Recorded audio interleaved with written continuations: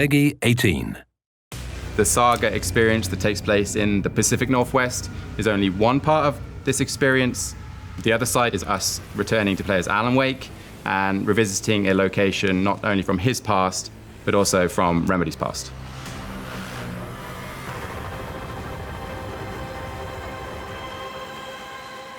At the end of the first game, Alan Wake dove into Cauldron Lake and ended up in the Nightmare Dimension underneath the lake or connected to the lake. There is a whole world there waiting, and he's been stuck there ever since.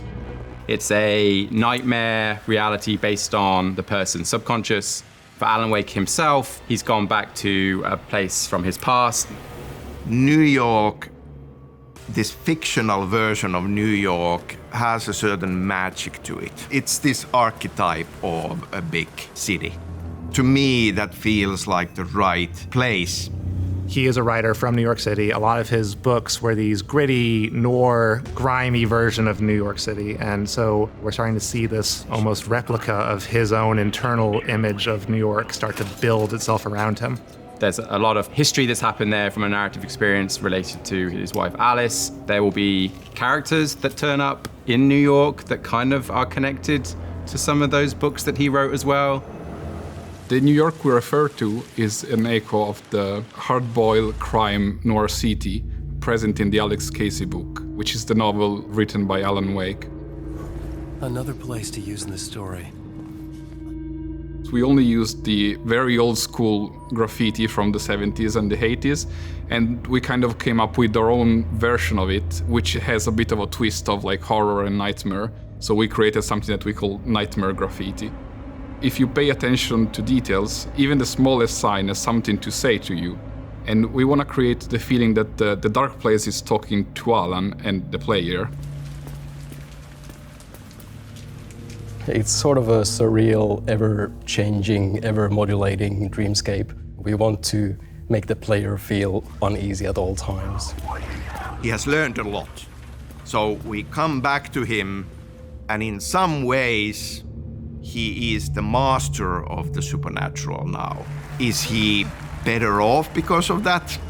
No, quite the contrary. And that to me also is a big part of the horror of it. Like he's really, really lost and really, really struggling. For him, it could be 1 or 1,000 years. He is just in this room with a typewriter, and that's his world at this point. He's just writing and writing and writing and working through a way out, like trying to find an escape through the only tool that he has, which is writing. Saga is fighting for her life while Alan is fighting for his own sanity. It's really about like paranoia, confusion. Will you take the risk of revealing the shadow even if there is a monster hidden behind?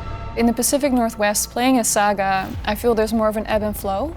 Or at least it will feel that way to the player. They'd come back to Saga as a part of the game and feel maybe a little bit of relief. Not to say that the Pacific Northwest doesn't have its own dangers, because we definitely do.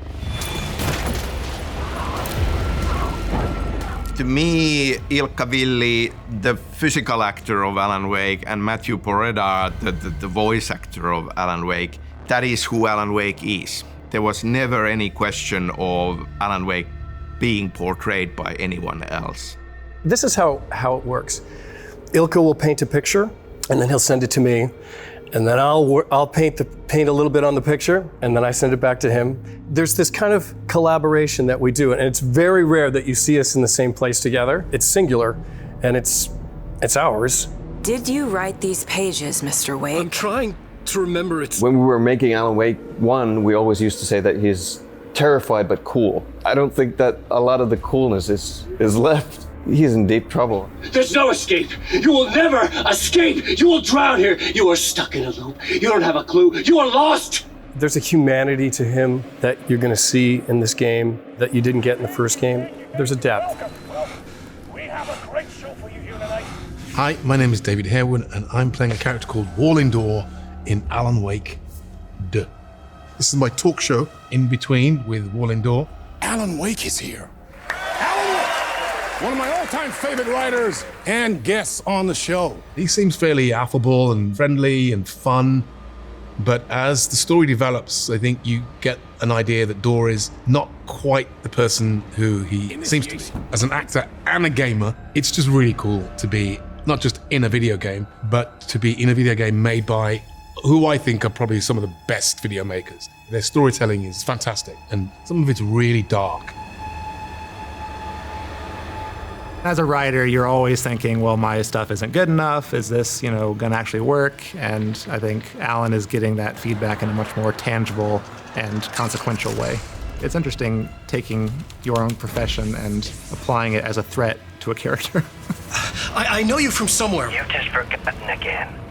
We're in it together. Don't worry. We have been working hard to make sure that Alan Wake 2 is a very satisfying continuation to Alan Wake's journey. It is not the story that you would expect, but in my opinion, it is the better for it, and you will be surprised, and I hope pleasantly.